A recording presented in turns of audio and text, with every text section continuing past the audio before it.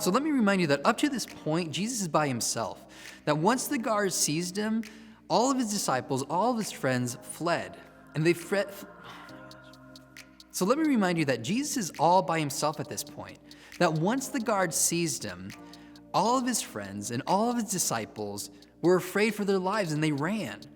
And when they watched their teacher, when they watched their friend go through trial after trial, be hung on a cross, and ultimately died, all they could do was ask the question, what now? And wouldn't you?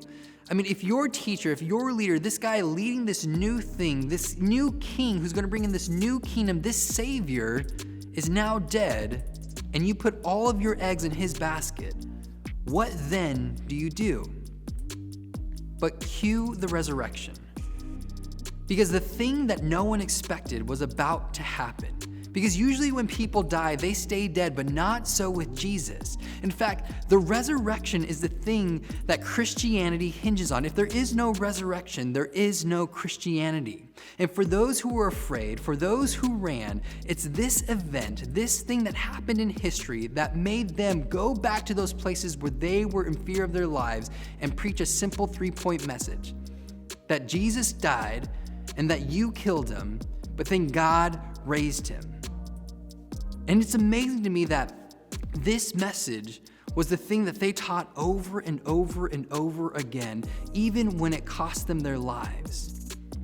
And so think about these 3 thoughts about the resurrection, what the resurrection actually means for you. If the resurrection is true, it means that Jesus was who he says he was, that he wasn't just a teacher, he wasn't just a prophet, but he was actually God.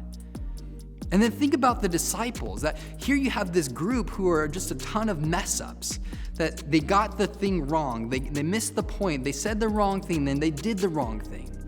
And I really take that as an encouragement, that if these disciples could go back to those places that they feared and preach that simple 3-point message, like being a mess up is a prerequisite to being a Christian.